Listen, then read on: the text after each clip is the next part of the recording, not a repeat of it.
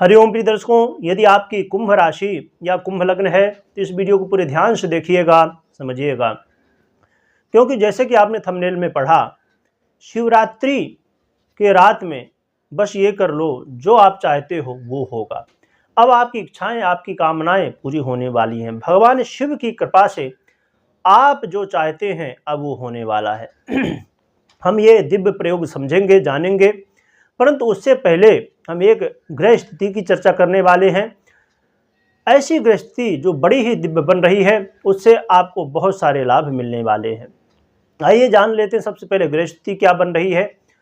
प्रिय दर्शकों, आपने इससे पहले बहुत सारी वीडियो देखी होगी बुध राशि परिवर्तन की, क्योंकि बुध 7 मार्च को राशि परिवर्तन कर चुके हैं, यानी कल ही राशि परिवर्तन कर चुके हैं मीन राशि में, और वे 25 मार्च तक यहाँ पर गोचर करेंगे। तो प्रिय दर्शकों, आपने सुना होगा कि बुध नीच के हो चुके हैं। बुध अब बहुत सारी समस्याएं उत्पन्न करेंगे, परंतु सिक्के के हमेशा 2 पहलू होते हैं।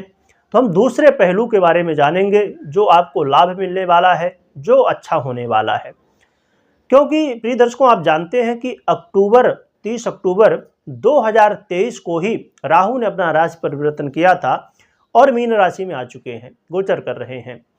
तो राहु यहाँ पर पहले से गोचर कर रहे हैं, अब बुध भी यहाँ पर आ चुके हैं। ये राशि किसकी है? मीन राशि, देवगुरु बृहस्पति की राशि है। और राहु को जानते हैं ना कि राहु के पास शरीर नहीं है, तो अब राहु को दिव्य शरीर मिल चुका है। कैसा शरीर? बड़ा ही बुद्धिमान, क्योंकि बुध बुद्धि के अधिपति हैं। तो बुध का शरीर मिल चुका है और ज्ञान तो पहले से ही देवगुरु बृहस्पति की राशि में है, तो मिला हुआ था।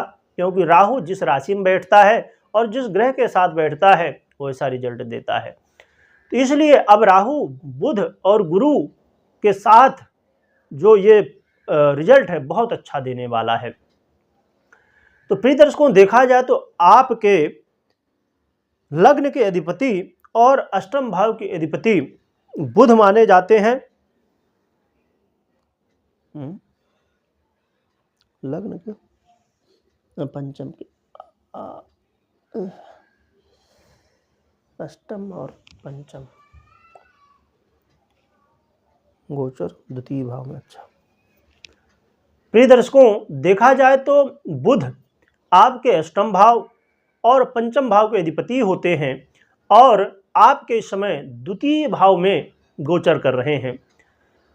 तो यदि आप प्रिय दर्शकों, आप अपने जीवन में इस बात से परेशान थे कि घर परिवार में आए दिन कलह का माहौल बन रहा है, आए दिन वाद विवाद की स्थिति बन रही है, या आपकी वाणी से शत्रु आपके बन रहे हैं, तो इस समय आपके घर परिवार में आप अपनी बुद्धिमत्ता के बल पर आप ऐसी बातें करेंगे जिससे जो वाद विवाद था, लड़ाई झगड़े थे, समस्याएं थी, उनसे अब जो है तो मुक्ति मिल जाएगी। वो लड़ाई झगड़े सुलझ जाएंगे और आपस में प्रेम हो जाएगा।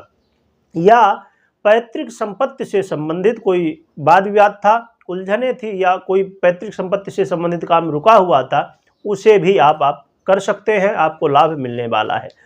साथ में प्रिय दर्शकों, देखा जाए तो आप अपने जीवन में यदि आप चाहते थे कि मैं जो इन्वेस्ट कर रहा हूँ, बहुत लोग जो इन्वेस्ट करते हैं, तो वहाँ से मुझे लाभ मिले, क्योंकि आप इन्वेस्ट ही कर रहे हैं लाभ के लिए, परंतु हानि हो रही थी अभी तक, तो अब आपको लाभ मिलने वाला है। खासकर देखा जाए तो प्रिय दर्शकों, ये पंचम भाव है शेयर मार्केट का।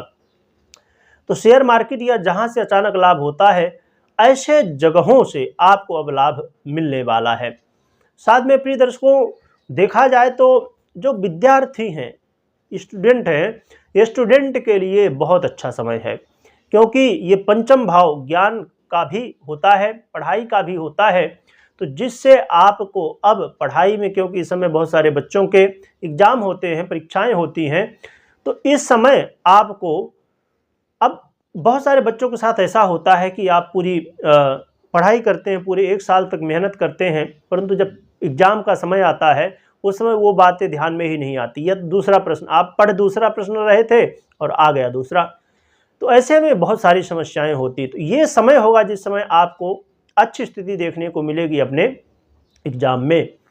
और साथ में प्रिय दर्शकों, जो लोग लॉटरी, जुआ, सट्टा या ज़मीन से गड़ा हुआ धन, इन सब चीज़ों को प्राप्त करना चाहते हैं, उनके लिए बहुत अच्छा समय आ चुका है। राहु कौन है? रहस्य का कारक, गुप्त चीजों का कारक, गुप्त विद्याओं का कारक, जादू का कारक। तो ये चमत्कार करने वाला ग्रह माना जाता है। तो अब ये चमत्कार करने वाला है। तो ये बहुत सारे लाभ आपको प्रिय दर्शकों मिलने वाले हैं। और अब हम उपाय की बात कर लेते हैं। तो उपाय की बात करें प्रिय दर्शकों, तो पहले हम ग्रह स्थितियों के अनुसार उपाय समझ लेते हैं, फिर हम महाशिवरात्रि का उपाय जानेंगे। तो ग्रह स्थितियों के हिसाब से प्रिय दर्शकों, आप जानते हैं कि राहु रात्रि में बहुत बली होता है, राक्षस है, रात्रि में बलवान होता है। और बुध 24 घंटे बली होते हैं, रात में भी और दिन में भी। तो ये जो प्रयोग है इसे आपको रात में करना है। आपने सुना होगा लॉ ऑफ अट्रैक्शन या विजुअलाइजेशन। तो ये लॉ ऑफ अट्रैक्शन जो है तो इस समय बहुत तेजी से काम करने वाला है। आपको बैठ जाना है सोने से 5-10 मिनट पहले और सोचना है कि आपने जैसे सोचा कि मैंने जहां इन्वेस्ट किया था वो वहां से मुझे बहुत लाभ मिल रहा है, या मेरे घर परिवार में जो कलह का माहौल बना हुआ था वो दूर हो चुका है। जो भी आपकी कामनाएं हैं या मैंने जो लाभ बताए, तो इनके बारे में आपको विजुअलाइज करना है, सोचना है। इसे आप खास रूप से 25 मार्च तक कर सकते हैं। परंतु यदि इसे आप जब तक राहु मीन राशि में है, मतलब अक्टूबर में परिवर्तन किया तो 2023 में, और ये 18 महीने एक राशि में रहता है, तो जब तक राहु यहाँ पर है तब तक कंटिन्यू कर सके तो और भी बहुत अच्छा है।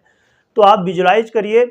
और अब हम जान लेते हैं महाशिवरात्रि के दिव्य प्रयोग को। तो महाशिवरात्रि के दिन, आज के दिन आपको भगवान शिव की विधि विधान से पूजन करना है। और पूजन करने के बाद 5 बेलपत्रों का ये प्रयोग करना है। पहली बेलपत्री आपको शिवलिंग जो है उसमें जो अशोक सुंदरी का स्थान होता है, जगह होती है जहाँ से पानी बहता है, वहाँ पर रखनी है। और दूसरी बेलपत्री जो माता पार्वती का हस्त कमल होता है साइड में, वहाँ पर रखना है। और तीसरी बेलपत्री आपको शिवलिंग के ऊपर जहाँ पर जल गिरता है, पानी गिरता है, वहीं बीच में ऊपर आपको ये बेलपत्री रखना है। चौथी बेलपत्री जहाँ से पानी बहता है, लास्ट का जो स्थान होता है, वहाँ पर आपको रखनी है। परंतु जो आप अशोक सुंदरी और लास्ट में जहाँ से पानी बहता है वहाँ पर रखेंगे, उसमें इस बात का ध्यान रखना है जो डंडी है जहाँ आप बेलपत्र पकड़ते हैं वो नंदी की तरफ हो, बाहर की तरफ हो। और जो माता पार्वती का हस्त कमल वहाँ पर रखेंगे तो वो जो साइड के 2 पत्ते होते हैं बेलपत्र में, एक बीच में होता है और 2 साइड में, तो जो साइड के बेलपत्ते हैं, पत्तियाँ हैं बेलपत्र में, वो शिवलिंग से टच हो। और 5वां बेलपत्र आपको नंदी का जो पैर होता है, उठा हुआ होता है, उसके पास में रखना है। ये 5 बेलपत्रों का ये दिव्य प्रयोग है। इसे आपको प्रिय दर्शकों 12 शिवरात्रि, एक तो महाशिवरात्रि हो गई है और दूसरी हर महीने में एक शिवरात्रि होती है, तो ये 12 शिवरात्रि, मतलब लगभग 1 साल ये प्रयोग आपको करना है, 1 साल पूरा। और इसे यदि आप रोज कर सके तो और अच्छी बात है, नहीं तो शिवरात्रि जरूर करना है।